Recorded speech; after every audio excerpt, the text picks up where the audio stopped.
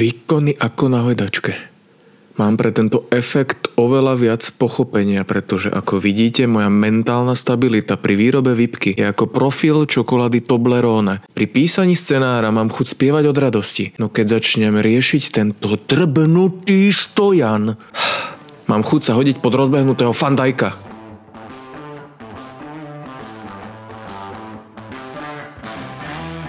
Krásni ľudia, fanúšikovia, čo čumíte ako sloboda slova na TikTok. Máme za sebou nielen repre pauzu, ale aj oslavu demokracie. Naši rodičia štrngali kľúčami, aby sme my, rozmaznaní miléniali, mohli po internetoch vykrikovať čevapčičoviny a pútať na seba pozornosť. Ako urazení fanúšikovia Liverpoolu v komentároch pod našimi šortkami.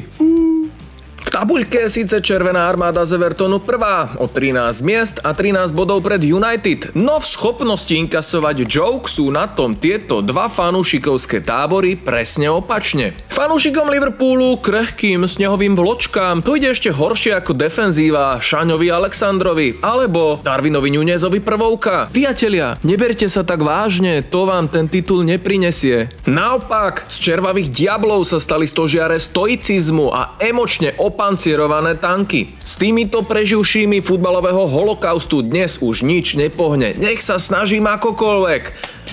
Restekpa. Poďme na stručné novinky z ostrovov. Ruben Amorim v Manchesteri už naplňa očakávania a exceluje. Podľa dôverných zdrojov bol na tréningu United najlepším hráčom. Slepice menia logo. Odstránili z neho ten najzbytočnejší prvok, o ktorom usúdili, že nemá absolútne žiadnu váhu. A teda názov klubu, aby urobili miesto novému tímovému motu. Rasist, fašist, Trophy-less. Anglickej futbalovej asociácii to musí dobre bentankúrovať. Pokuta 100 000 libier a 7 zápasový dištanc. To je akože všetko? Veď tá špina bude už na konci decembra naspäť. Týmto dávame jasný signál všetkým juhoamerickým prapotomkom utečencov z Tretej ríše, že sa im explicitný rasizmus prepečie prakticky zadarmo. Ten Urugvajčák mal dostať klepeta a 3 roky natvrdo. Bez podstielky! Krátke správy aj z domova. Posledný slovenský banán roku 2024 strelil symbolicky David Strelek. V mikrosúboji reprezentačných gólov s Uplakanisiusom juniorom, ktorý sleduje pozorne celý svet, zvýšil svoj náskok na 7-5.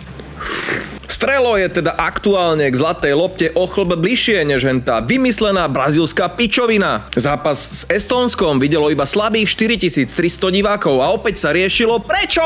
Bolo to preto, že Trnava je síce škaredá, ale aspoň smrdí? Alebo preto, že k listku na futbal nebola pribalená aj vstupenka na majstrovstvá Slovenska vo víkendiakovi?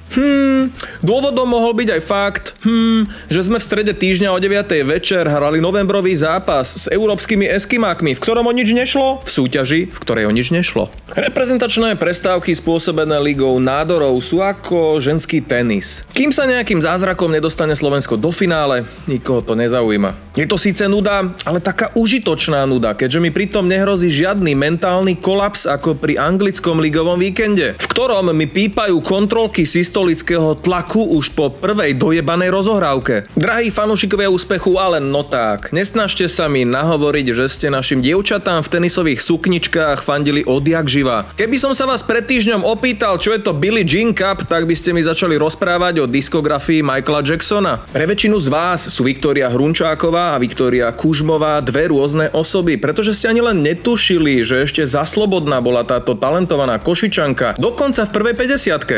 Aj keď s prižmúrením jedného oka by ste mali v podstate pravdu. Kužmová a Hrunčáková sú technicky dve rôzne osoby, keďže Vicky po svadbe nabrala dobrých 15 kg, neli víc. Ale ruku na srdce, úplne to chápeme a fandíme každému, kto nehľadá šťastie v obvode pása či výške kontraktu. Život je príliš krátky na to, aby ste po dobrom výkone odmietli veterník, aj keď ste si predtým dali 5 hovienok čevapčiči. No a hlavne, kto som ja, aby som ju s mojou ukážkovou športovou postavou súdil. Body shaming rozhodne nie je téma, na ktorej by sme chceli postaviť úspech našej YouTubeovej comedy show. Toto patrí do prémiového obsahu na náš Patreon. Zachytil som konšpiráciu, že úspechy slovenských tenistiek boli iba dymovou clonou pre politické kauzy Ministerstva kultúry. Oskarovi Rožovi pípla 20 za nejakú priebanú úpravu štátnej hymny. Maťa, My s Viktorom by sme to urobili 2-krát lacnejšie a 10-krát lepšie. A to by som sa pri písaní textu ani nemusel pohnúť z hajzlu. Chcete dôkaz místo slibu? Ospravedlňte akurát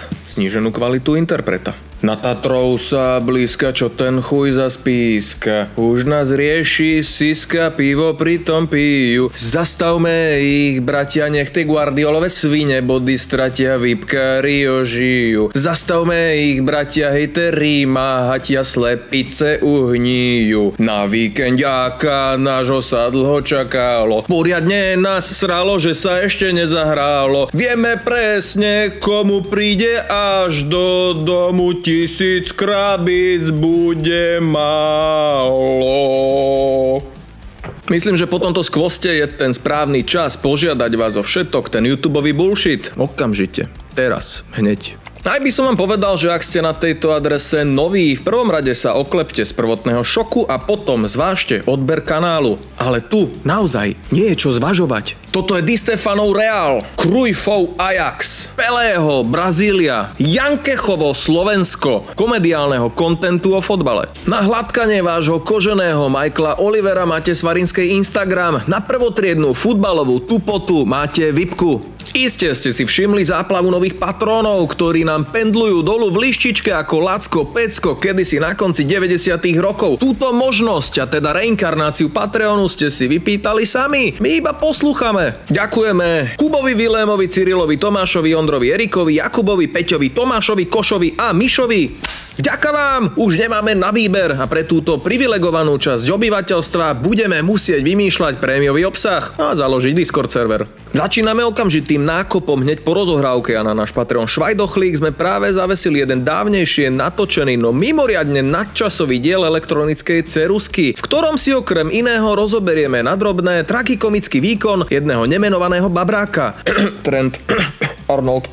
Tak sa tam bežte vyblázniť. Musíš pokaziť každú zábavu, ty b***o. Ale aj tak ti ďakujem, že si tu bol. Tu už končíme? Akurát som sa zahrial. Vieš čo, už tam stepuje Malachovská, o pol by tu mali točiť dámsky klub, takže hej. Ale ja sa chcem ešte rozprávať, mám ešte nápady.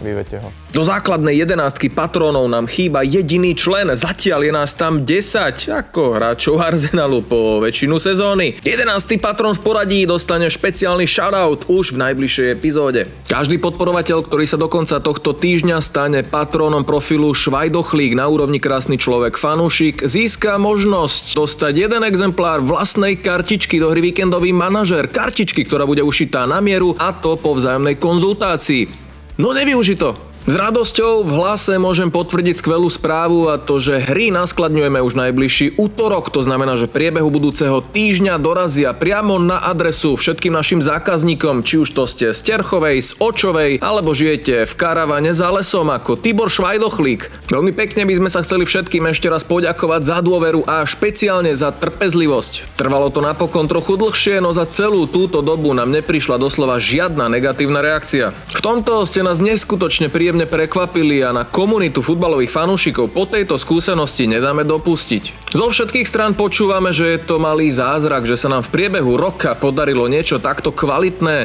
zábavné a z herného hľadiska dotiahnuté a fungujúce. Pevne verím, že sa z víkendového manažéra stane váš obľúbený spoločník.